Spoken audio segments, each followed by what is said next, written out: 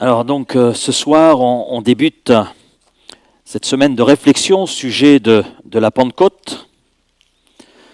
Et c'est vrai que quand on regarde un petit peu dans notre pays, la Pentecôte est perçue de façon assez contrastée. Pour une minorité, j'allais dire, pratiquante, c'est vrai que c'est une fête religieuse qui a son importance. Et pour beaucoup d'autres, Pentecôte, c'est l'occasion d'avoir un week-end prolongé. Hein? C'est ça. C'est un jour férié. Pour beaucoup de gens, c'est un jour férié un peu qui est flou. Il y a beaucoup de flou concernant la Pentecôte. Hein? On le voit d'ailleurs dans les sondages qui sont faits sur le sujet. C'est certainement l'une des fêtes les moins connues dans notre pays. Il y a des fêtes comme cela. L'Ascension encore, quelques Français arrivent à s'en sortir. La Pentecôte, là par contre c'est un peu plus difficile. Mais c'est vrai que pour ceux qui sont chrétiens, amen, enfants de Dieu, pratiquants, est-ce qu'on peut être chrétien non pratiquant? Non, hein, c'est à vrai dire non. Difficile d'être pianiste non pratiquant, donc difficile d'être chrétien non pratiquant. Donc je pense que en tant que chrétien, c'est vrai que nous savons ce que représente la Pentecôte. La Pentecôte, c'est la descente, la venue du Saint-Esprit sur les 120 rassemblés dans la chambre haute, hein, et cela 50 jours après Pâques. Mais pour nous, ça a une signification, ça a un sens, et je crois qu'on a besoin de se rappeler les choses. Et dans cette semaine, on va voir un petit peu le contexte, parce que la Pentecôte, c'est pas simplement un événement historique, ça reste quelque chose de vivant et qui doit être vivant dans l'Église de Jésus-Christ. Mais pour qu'il y ait Pentecôte, eh bien, il y a forcément j'allais dire, un contexte, un terrain pour que le Saint-Esprit se manifeste. Et il y avait ce terrain dans le livre des Actes, et si aujourd'hui il y a encore ce terrain, et s'il est là, il est évident que le Saint-Esprit ne peut que se manifester. Alors, nous allons creuser, nous allons comprendre, essayer de comprendre ce qu'est la Pentecôte, quel est le terrain qui permet à l'Esprit Saint de se manifester. Et je commencerai avec une phrase qui est à la fois toute simple, mais aussi profonde. C'est que tout commence par une promesse. Tout part de là. Et je vous propose donc de faire une lecture pour cela. Donc, Actes chapitre 1er, les versets 4 et 5. On va lire 2 versets. Bien sûr, on va en citer d'autres durant la méditation, mais on va s'arrêter sur ces 2 premiers versets. Comme Jésus se trouvait avec eux, il leur recommanda de ne pas s'éloigner de Jérusalem, mais d'attendre ce que le Père avait promis. Ce que je vous ai annoncé, leur dit-il. Car Jean a baptisé d'eau, mais vous, dans peu de jours, vous serez baptisés du Saint-Esprit. Donc tout commence avec une promesse. Jésus le dit, comme il se trouvait encore avec eux, il leur recommanda de ne pas s'éloigner de Jérusalem, mais d'attendre ce que le Père avait promis. Et lui-même reprend cette promesse. Je vous ai annoncé d'ailleurs cette promesse. Et Jean-Baptiste a baptisé d'eau, mais vous, dans peu de jours, vous serez baptisés du Saint-Esprit. Jésus est passé par la mort sur la croix. Il a donné sa vie pour notre salut. Il est revenu à la vie, il est ressuscité, un événement important qui donne, j'allais dire, poids et sens à la croix, parce que s'il n'y avait pas la résurrection, la croix serait alors un échec. Et c'est ce que l'apôtre Paul, d'ailleurs, explique aux Corinthiens. S'il n'y avait pas la résurrection, notre foi serait une foi vaine. Mais parce qu'il y a la résurrection, notre foi a du sens, notre foi a du poids. Et notre foi est fondée sur une réalité, la mort de Jésus, la résurrection de Jésus. Et puis, au moment de sa résurrection, il a passé du temps avec ses disciples, et pour les enseigner, pour leur donner ses dernières recommandations. Et avant de les quitter, avant de reprendre sa place, la place qui était la sienne avant son incarnation auprès du Père, à la droite de Dieu le Père, il leur donne cette dernière recommandation: ne vous éloignez pas de Jérusalem, mais attendez la réalisation de la promesse du Père. Et Jésus ne dit pas de chercher quelque chose de nouveau, non, non, il dit attendez ce que le Père a promis, ce que moi-même je vous ai promis. J'ai repris la promesse qui est là dans la parole, j'ai repris la promesse du Père, et je vous confirme que les choses vont s'accomplir. C'est en quelque sorte ce que Jésus dit à ses disciples. Donc c'est une promesse divine, promesse du Père, de Dieu le Père, mais une promesse qui est reprise par le Fils Jésus. Et c'est très intéressant parce qu'avant la puissance, il y a la promesse. Avant l'expérience, il y a une parole qui est là donnée de la part de Dieu et de la part de Jésus. Et cette promesse, elle ne vient pas des hommes. Elle vient de Dieu lui-même. C'est Dieu lui-même qui promet la venue du Saint-Esprit. Et ça a son importance. Surtout en lien avec la Pentecôte, en lien avec l'action du Saint-Esprit. Ce n'est pas l'homme qui promet le Saint-Esprit, c'est Dieu lui-même qui promet le Saint-Esprit, qui promet ce baptême du Saint-Esprit pour l'homme. Ce que l'homme promet, on le sait, il a bien souvent des difficultés à l'accomplir. Il n'a souvent pas les moyens de l'accomplir. On le voit dans le domaine politique. Il y a ce que notre président avait promis par rapport au chômage, etc. Et puis il est très loin du compte.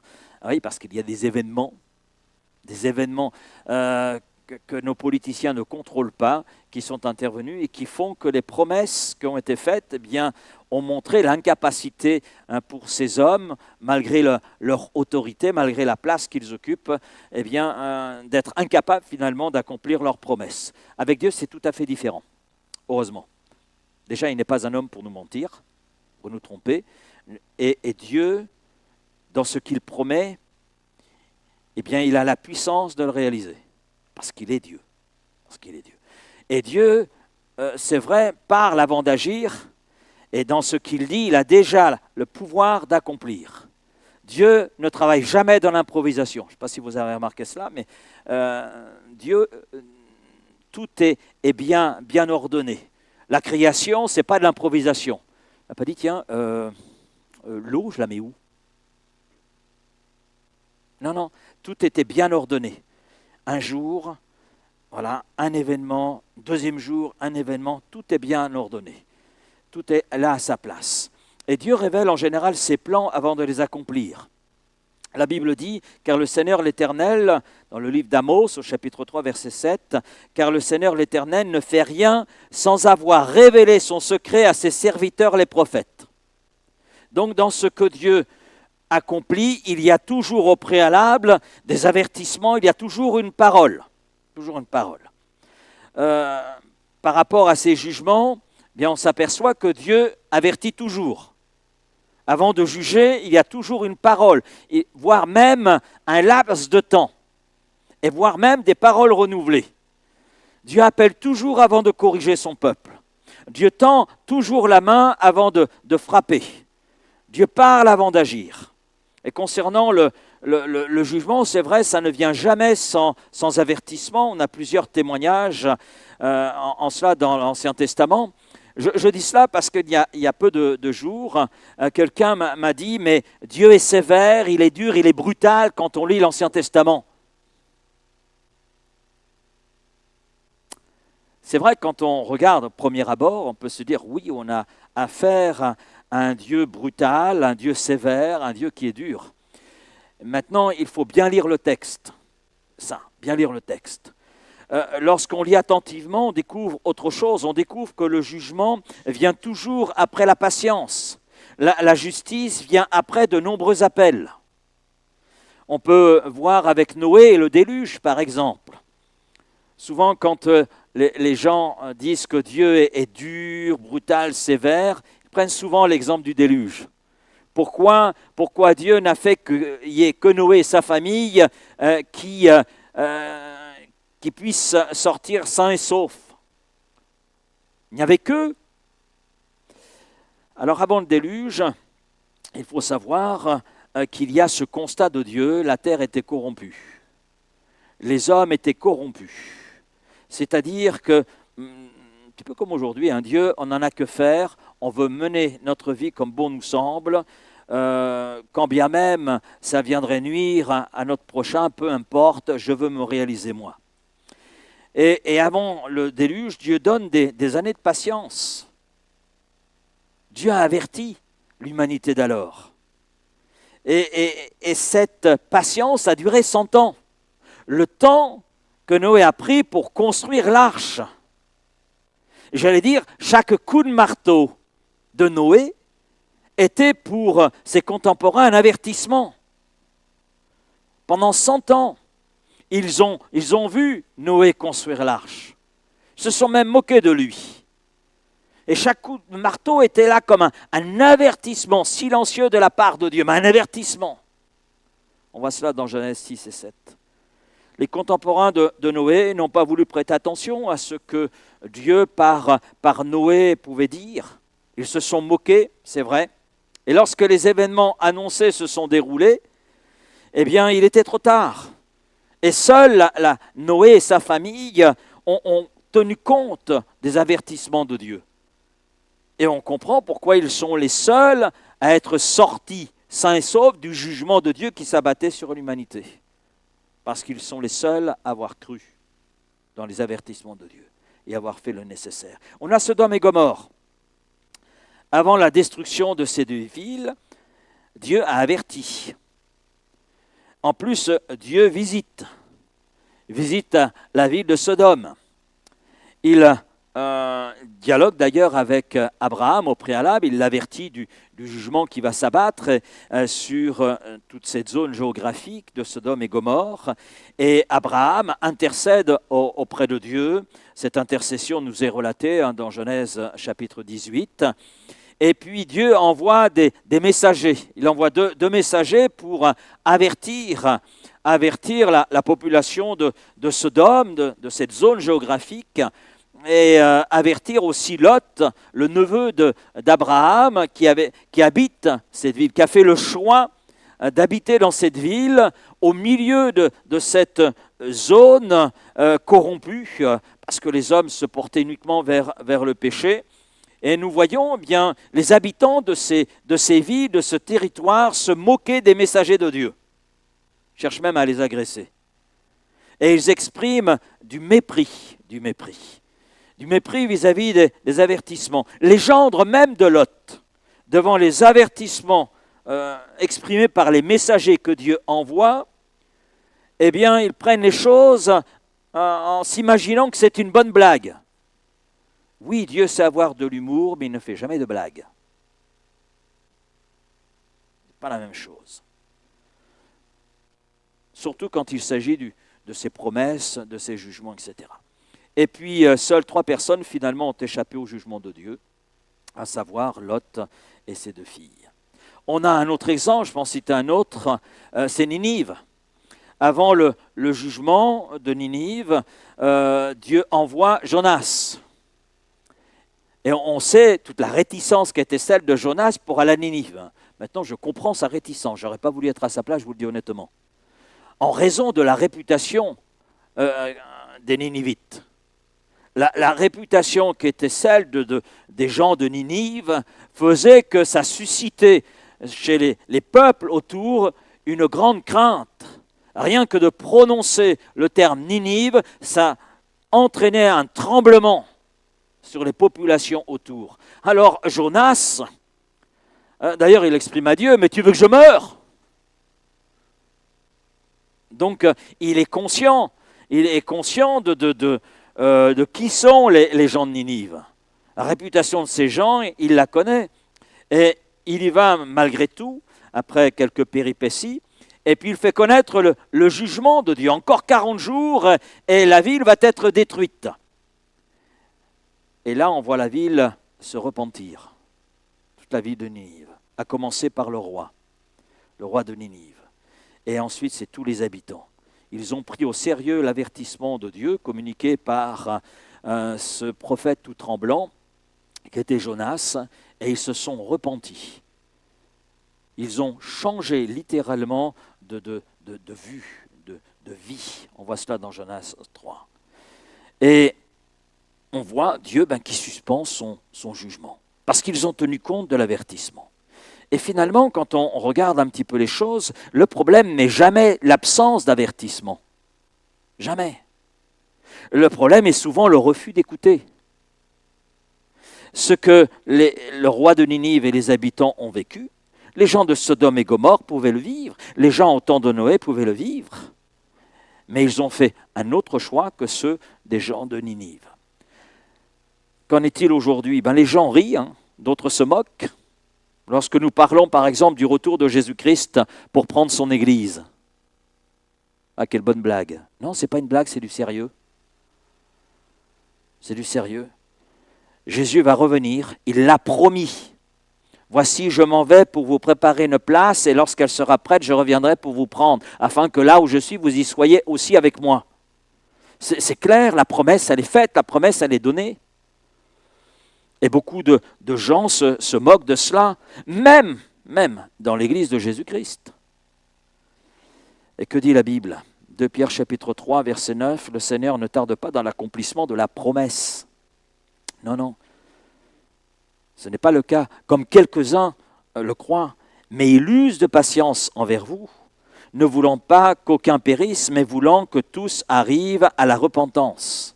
Et dans Romains 4, 21, nous lisons « Ce que Dieu promet, il a le pouvoir de l'accomplir. » Il a le pouvoir, il a l'autorité, il a la capacité, on ne peut pas douter de cela.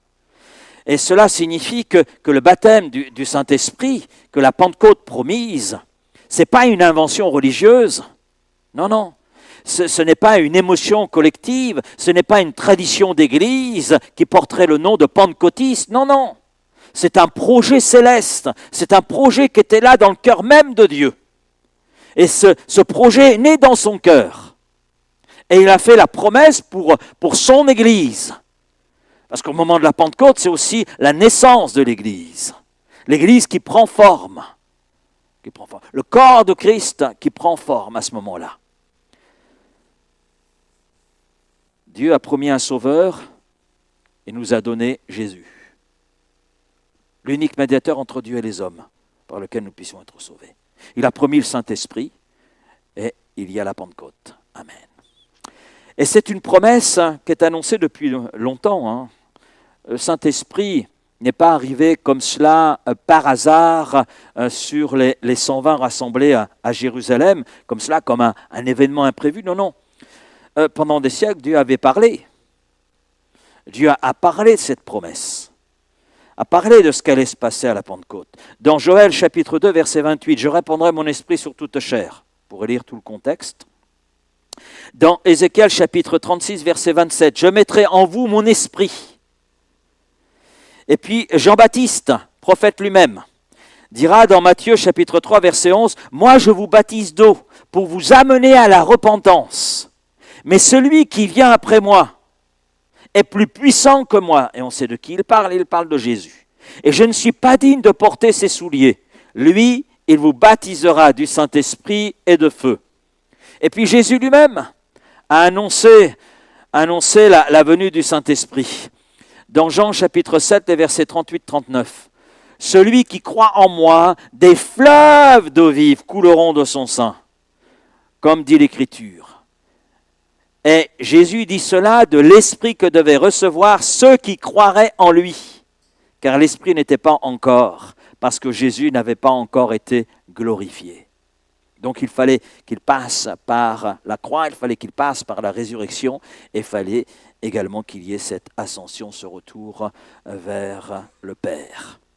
Et puis Jésus confirme cette promesse. Dans Actes 1,8, vous recevrez une puissance. Vous recevrez une puissance. Le Saint-Esprit survenant sur vous. Ce qui veut dire que la Pentecôte, ce n'est pas une surprise. La Pentecôte est inscrite dans le cœur même de Dieu. Elle était là dans le projet de Dieu. Et c'est l'accomplissement de ce qu'il avait promis par Joël, par Ézéchiel, par Jean-Baptiste, et ce que Jésus lui-même a promis. Cela veut dire une chose, c'est que Dieu ne change pas ses plans. Ce qu'il promet, il l'accomplit. Il l'accomplit toujours un jour ou l'autre. C'est important. Et cela veut dire aussi que nous pouvons nous appuyer sur les promesses de Dieu. Quand je vois les promesses qui sont faites à Sauveur, quand je vois les promesses qui sont faites du baptême dans le Saint-Esprit, de la venue du Saint-Esprit, je me dis, mais Seigneur, ta parole est vraiment digne de confiance. Elle est fiable. Elle est fiable. Pas à quelques pourcents, à 100%. Ce qui est écrit est la vérité. Et ce qui est écrit s'accomplit. Quoi qu'en pensent les hommes, elle s'accomplit. Et elle s'accomplira encore. Et si Dieu agit après avoir parlé, alors nous pouvons aussi honorer sa parole, avoir pleinement confiance en elle. C'est très intéressant de voir aujourd'hui, beaucoup veulent voir des miracles. Mais beaucoup veulent voir des miracles sans écouter ce que Dieu dit à travers sa parole. Beaucoup veulent la puissance, mais sans l'obéissance. Beaucoup veulent les bénédictions, mais sans l'attente. Et au final, eh bien, on voit la déception, on voit de l'imitation. Ce qui est imitation est loin de ce qui est la vérité, la réalité. Les disciples ont reçu parce qu'ils ont cru. Ils ont cru dans la promesse. Et ils ont obéi. Ils sont restés à Jérusalem jusqu'au temps fixé. Ils ne savaient pas quand les choses allaient arriver, ils ne savaient pas comment les choses allaient arriver, mais Dieu avait promis. Jésus avait promis. Donc là où Dieu promet, la chose s'accomplit. Là où Dieu parle, Dieu agit. Là où l'homme croit, il voit. Et ça, les disciples ont compris cela. Ont compris cela. Un troisième point, c'est une promesse qui émane du cœur de Dieu, une promesse certaine. Ce que Dieu promet, il a le pouvoir de l'accomplir. Mais c'est une promesse aussi pour tous. C'est ce qu'il y a de beau dans cette promesse du Saint-Esprit. Elle n'est pas réservée à une catégorie de personnes particulières. Bien sûr, c'est pour les croyants, c'est pour ceux qui placent leur foi en Jésus-Christ, mais tout croyant a accès à la réalité de cette promesse. Elle n'est pas destinée uniquement aux prédicateurs, elle n'est pas destinée simplement à des responsables dans l'Église ou à ceux qui ont une foi plus forte que les autres. Puis qu'est-ce que ça veut dire avoir une foi plus forte que les autres ? Elle n'est pas non plus, cette promesse, réservée à une époque et pas à une autre. Non. La promesse a été faite en différentes époques, d'ailleurs. Et l'apôtre Pierre, le jour même de la Pentecôte, dit « La promesse est pour vous et pour tous ceux qui viendront après vous, en aussi grand nombre soit-il. » Donc, là, Pierre nous montre que cette promesse qui s'est là accomplie le jour de la Pentecôte, eh bien, elle demeure vraie pour toutes les générations de ceux qui placent leur foi en Jésus-Christ. Et puis Jésus a été clair aussi sur le sujet, celui qui croit en moi, je reviens donc sur Jean chapitre 7, les versets 38-39, celui qui croit en moi, des fleuves d'eau vive. Des fleuves d'eau vive. C'est très intéressant ce que Jésus dit, parce qu'il n'a pas dit que ces fleuves d'eau vive couleraient uniquement chez ceux qui sont parfaits. Entre nous, on serait mal positionné parce que, je ne sais pas pour vous, mais moi je ne me reconnais pas parfait. Et si j'osais dire que je suis parfait, je sais que vous êtes là pour me dire le contraire.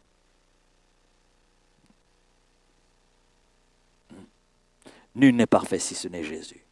Il est le parfait. Jésus n'a pas dit celui qui connaît toute la Bible. Les fleuves d'eau vive couleront de son sein. Non. Il n'a pas dit non plus celui qui ne tombe jamais, celui qui ne connaît jamais de faiblesse. Ce n'est pas ce qu'il dit. Il ne dit pas non plus que c'est pour celui qui a tout compris spirituellement. Si un jour vous m'entendez dire que j'ai tout compris, reprenez-moi. Hein. Ce sera un gros mensonge. Là, vous pourriez dire, espèce de menteur, tu n'as plus ta place. Non, ce serait prétentieux. Prétentieux. Ça veut dire connaître toutes les profondeurs de Dieu. Oh. Mais quel est l'homme qui peut prétendre cela ? Ce n'est pas possible. Mais là, Jésus dit simplement, celui qui croit en moi. cela signifie que cette promesse, elle est accessible à tous ceux qui croient, qui placent leur foi en Jésus. C'est bon ça, de se rappeler que cette promesse est pour tous ceux qui placent leur foi en Jésus. Le jeune converti, celui qui lutte encore, celui qui revient vers Dieu après un temps d'errance, celui qui prie timidement, celui qui se sent faible. Lequel d'entre nous n'a jamais ressenti sa faiblesse? Et peut-être que vous la ressentez encore. Hein? C'est aussi pour celui qui peut-être dans sa soif de Dieu a perdu un peu de terrain. Hein? Il a moins soif qu'hier. Parce que la promesse semble tarder. Non, la condition, ce n'est pas la perfection. La condition, c'est croire. Avoir foi en Jésus. Et Jésus déclare, celui qui croit en moi, des fleuves d'eau vive couleront de son sein. Il n'y a pas si longtemps que cela, j'ai vérifié si la traduction était la bonne. Oui, parce que c'est un pluriel qui est utilisé ici. Jésus ne dit pas un fleuve, il dit des fleuves. Vous imaginez un petit peu les choses? La force que ça représente.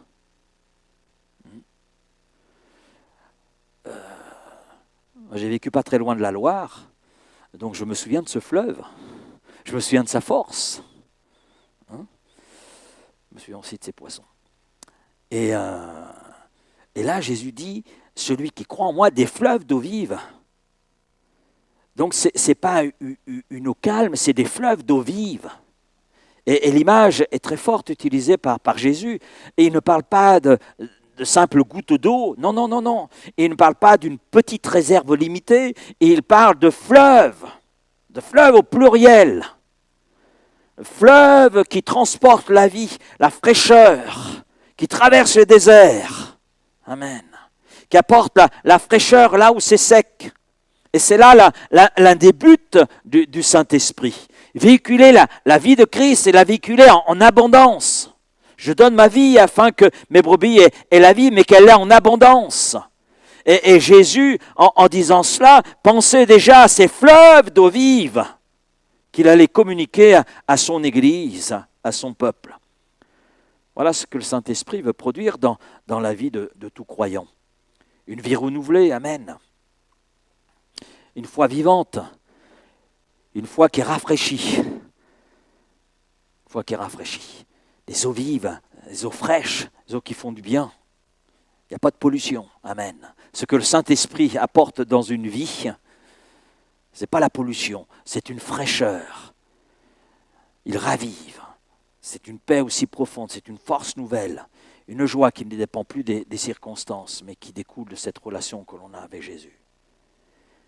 Et Jésus précise d'ailleurs que cette parole concerne le Saint-Esprit, pour pas qu'il y ait d'équivoque dans notre texte, dans notre tête, il montre bien les choses, des fleuves de vie.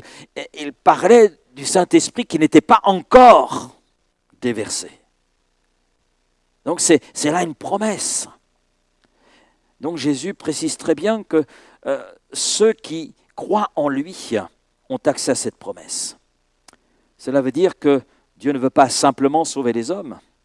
C'est déjà beau. Je crois que c'est la plus grande expérience qu'un homme puisse faire, celle de la nouvelle naissance, naître à la vie de Dieu.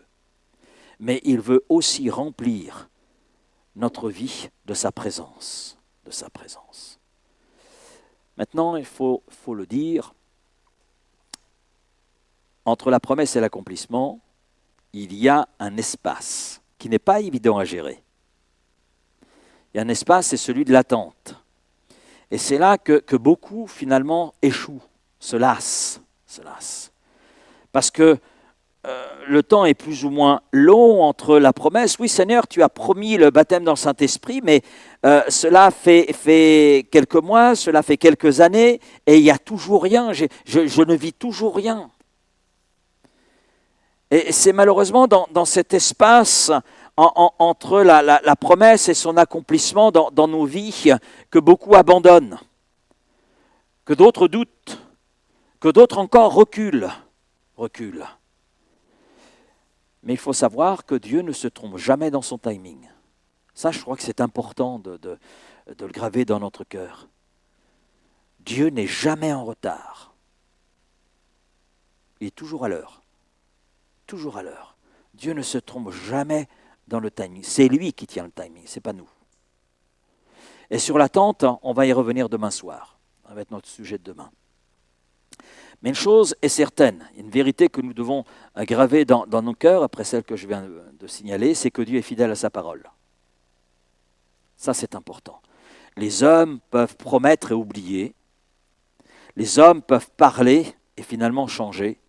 Mais Dieu ne change pas.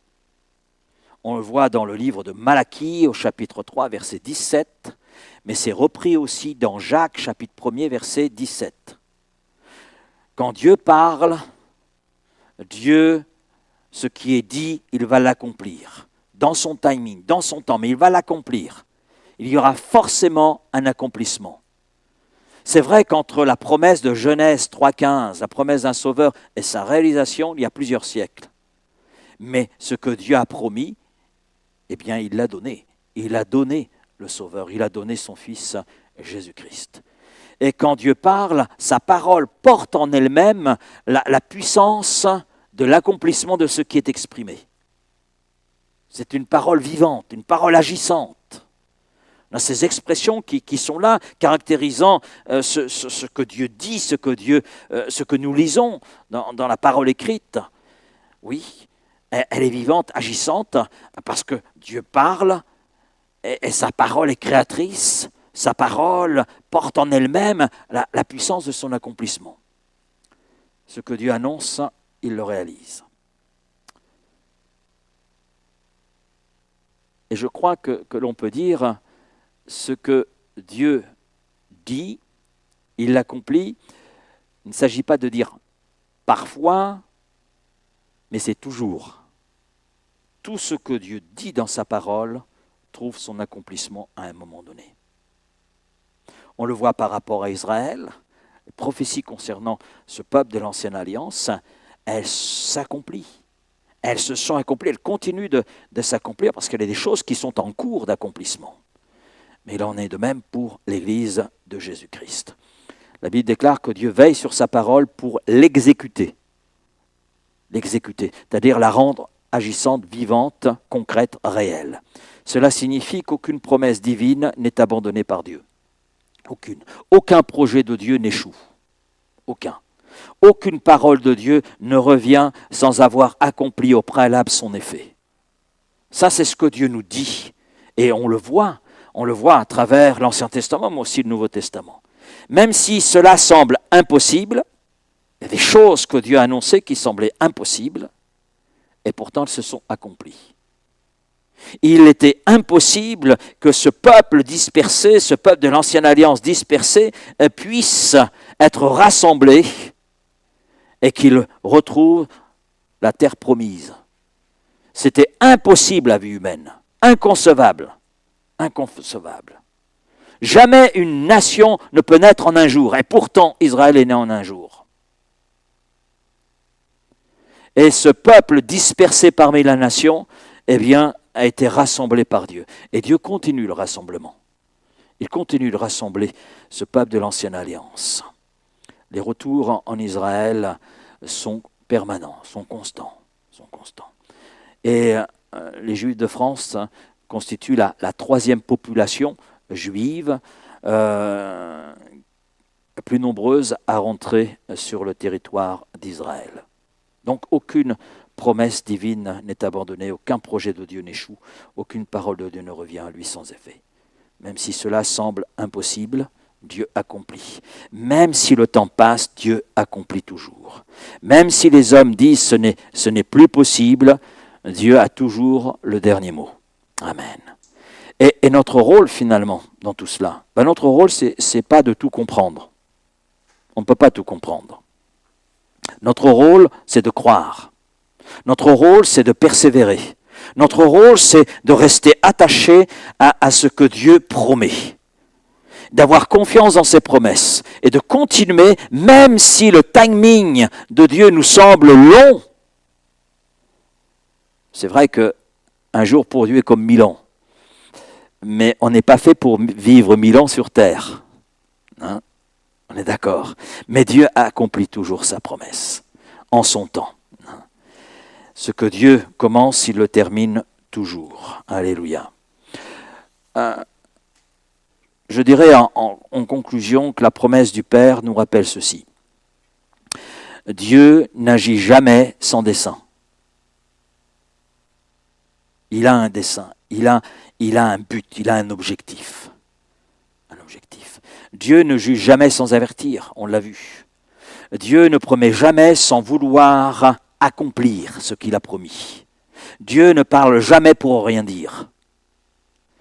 Et si Dieu t'a parlé, si Dieu t'a fait une promesse, si cette promesse vient de lui, il est sûr qu'elle s'accomplira. Même si il te semble qu'elle tarde. Même s'il te semble qu'elle tarde. Si Dieu tarde, ce n'est pas que Dieu a des problèmes de mémoire. Ce n'est pas un oubli de sa part. Non, non, non, non. C'est une préparation. Et ça, on va le voir demain. Dans cette attente entre le temps de la promesse aux disciples, le temps de l'accomplissement, il y a 10 jours. 10 jours qui sont là. 10 jours d'attente. Mais en fait, les disciples ne savent pas que dans 10 jours, la promesse va s'accomplir. Mais ça, c'est pour demain. On va voir un petit peu le travail qui s'est fait en eux. Travail préparatoire. Mais une chose est certaine, tout commence par une promesse. Et toute promesse de Dieu finit par rencontrer son accomplissement. Je vais conclure avec cela finalement. Dieu promet le salut et la vie éternelle à celui qui croit. Jean 3,16, on connaît bien ce verset. En effet, Dieu a tant aimé le monde qu'il a donné son Fils unique Jésus, afin que quiconque croit en lui ne périsse pas à cause du péché, mais ait la vie éternelle. Cette promesse, on est d'accord, elle s'est accomplie, elle s'est réalisée en la personne de Jésus. Et puis vous pourrez lire Hébreux 9,15 qui vient appuyer toute cette réalité. Donc tout a été accompli pour notre salut. Tout a été fait. À travers la mort et la résurrection de Jésus. Maintenant, le salut est effectif à partir du moment où on place notre foi en Jésus. C'est ce que nous avons découvert, je crois, pour la majorité d'entre nous. Dieu promet renouvellement et force pour ceux qui espèrent en lui. On a Ésaïe 40, verset 31. « N'aie pas peur, car je suis moi-même avec toi. » Waouh, j'aime beaucoup ce « moi-même ». C'est pas « je suis avec toi », c'est « je suis moi-même avec toi ». Donc en personne.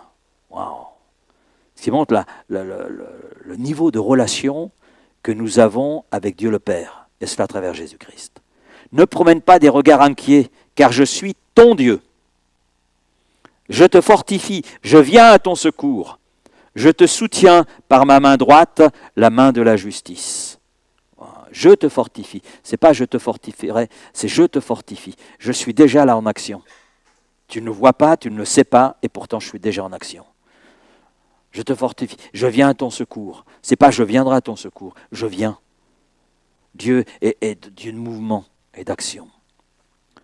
Dieu promet de pourvoir à tous nos besoins, selon sa richesse. Est-ce que nous connaissons la richesse de Dieu? Honnêtement, moi ça me dépasse, je ne sais pas pour vous, mais voilà, je ne cherche pas à calculer. Parce que c'est inutile. Et il ajoute, non seulement selon sa richesse, mais aussi sa gloire. Sa gloire. Et mon Dieu pourvoira à tous vos besoins selon sa richesse avec gloire. Et cela en Jésus-Christ. Philippiens 4, 19. Mais juste avant, l'apôtre Paul, dans cette même épître, dira, ne vous inquiétez de rien. Je sais ce que vous pensez. Vous allez me répondre, mais ça, c'est pas évident. C'est vrai, on s'inquiète pour beaucoup de choses. C'est vrai, hein? Vous n'osez pas répondre? Oui, moi je le dis, je m'inquiète pour beaucoup de choses. Et puis au final, je m'aperçois que c'était franchement inutile. Franchement inutile. Je me suis fait de la bile pour rien. Non? Vous n'avez pas fait cette expérience? Rassurez-moi, je ne suis pas unique. Hein? Non, je ne suis pas unique. Ne vous inquiétez de rien, mais en toute chose, faites connaître vos besoins à Dieu par des prières et des supplications avec des actions de grâce.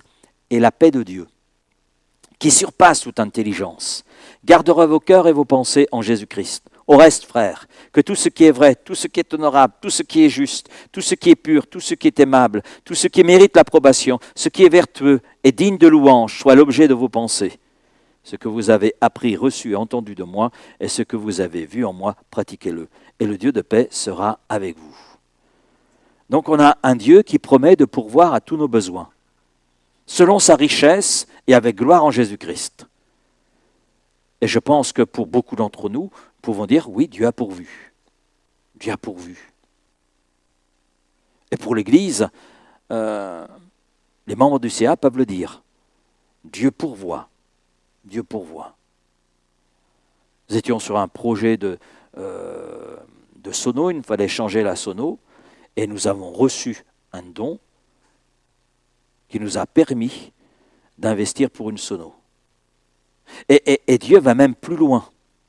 Pour les 2 jours où il y a eu les 8 et 9 mai, c'était un investissement pour l'Église. On a partagé entre les 7 églises de Ouest-Provence les frais pour cette journée du 8, mais aussi du 9. Et pour chaque église, ça représentait un budget. Pour nous aussi, ça représentait un budget. Mais dans le même temps, on a regardé au final combien on devait nous verser en tant qu'Église. Dans le même temps, nous recevions un don d'une personne que je ne connais pas. Je ne la connais pas. Mais Dieu pourvoit à nos besoins en tant qu'Église. Mais Dieu pourvoit à nos besoins sur un plan personnel. Sur un plan personnel également. Et puis Dieu promet d'accorder la plénitude du Saint-Esprit à ceux qui croient. Si j'ai cité les promesses précédentes, c'est pour montrer que Dieu ne fait pas de sélection. Il promet de pourvoir nos besoins, il le fait, il a promis pour le salut, il l'a accompli. Et ce qu'il a promis par rapport au Saint-Esprit, pour ceux qui le croient, eh bien il le fera. Ce qu'il promet, il l'accomplit. Et c'est ce que nous allons voir cette semaine. Et vivre aussi. Pour ceux peut-être qui n'ont pas encore expérimenté la plénitude du Saint-Esprit, Dieu a promis cette plénitude pour ceux qui croiraient. Celui qui croit en moi, des fleuves d'eau vive couleront de son sein. Et Jésus parlait du Saint-Esprit, il le précise, il le mentionne. Alors je crois que dans cette semaine, Dieu veut baptiser du Saint-Esprit, amen. Je crois que dans cette semaine, Dieu veut renouveler aussi dans la vie de l'Esprit. Et je suis conscient, il y a des peurs, il y a peut-être plein de sentiments qui peuvent être là, mais je crois que dans ce que Dieu promet, amen, par la foi nous y avons accès. La promesse s'accomplit. Elle s'est accomplie, comme nous allons le voir. Mais il nous suffit, nous, pour recevoir, d'avoir foi, d'avoir confiance. Demain soir, nous irons plus loin, puisqu'on va aborder l'attente. Là, c'est la promesse du Père, la promesse du Fils, et demain, c'est l'attente, mais l'attente qui a été une attente active. Et je crois qu'on a tout un enseignement lié au Saint-Esprit, mais lié aussi à notre vie de prière. Entre ce que l'on formule dans la prière et l'accomplissement, il y a aussi un temps d'attente, il y a un espace, et cet espace n'est pas évident à gérer, pas évident non plus à vivre. On va voir à la lumière de ce qui est dit, comment gérer cet espace entre la promesse, l'accomplissement, entre notre prière et son accomplissement. On va voir tout cela demain soir. Mais on dit amen pour ce soir. Seigneur, merci pour ta parole. Merci pour ces quelques pensées partagées là très simplement ensemble. C'est vrai que la Pentecôte n'appartient pas au hasard. C'est le résultat d'une promesse. Et Seigneur, nous avons pu voir ce soir que tout ce que tu promets, tu l'accomplis parce qu'il y a le pouvoir en toi d'accomplir ce que tu dis. Alors Seigneur, merci. Merci de savoir, Seigneur, que cette promesse concernant le Saint-Esprit s'est accomplie comme toutes les autres promesses, celle du Sauveur, celle du pouvoir à nos besoins. Eh bien, cette promesse, d'ailleurs, par rapport à nos besoins, elle se poursuit parce que tu es celui, Seigneur, qui chemine avec nous et qui sait nous fortifier dans nos moments de faiblesse, qui sait nous soutenir dans les moments d'épreuve, de difficulté. Oui, Seigneur, et en cela, nous aimons nous rappeler le psaume 23. Seigneur, et dans ce psaume, on a des promesses, et ces promesses, on sait qu'elles sont vraies parce que pour la majorité d'entre nous, nous avons vécu ces choses. Alors Seigneur, merci, parce que je crois que pour celui ou celle qui n'est pas encore rempli du Saint-Esprit, je crois que dans cette semaine, tu donnes un rendez-vous et que tu veux baptiser du Saint-Esprit, mais tu veux aussi renouveler celui qui peut-être a été baptisé il y a peut-être des mois, il y a peut-être même des années, et aujourd'hui c'est sec. Mais je crois, Seigneur, que tu es celui qui veut renouveler, raviver, alléluia, déverser ces fleuves d'eau vive. Oui, Seigneur, ces fleuves qui rafraîchissent, ces fleuves qui nettoient aussi. Amen. Nous savons que lorsque l'eau vive passe, il y a un nettoyage, mais il y a un rafraîchissement. Alors Seigneur, merci que cette semaine, Seigneur, tu viennes rafraîchir nos cœurs, rafraîchir nos âmes, que tu viennes, Seigneur, par ton esprit souffler au milieu de nous, souffler dans nos vies. Oui, Seigneur, déverser ta plénitude. Oh, merci Père. La promesse, elle est pour nous encore aujourd'hui. Elle est pour ton Église. Oui, Seigneur, que ce soit ton Église en ce lieu, que ce soit une Église à travers le monde. Alors merci Père, et cela dans le nom de Jésus. Amen.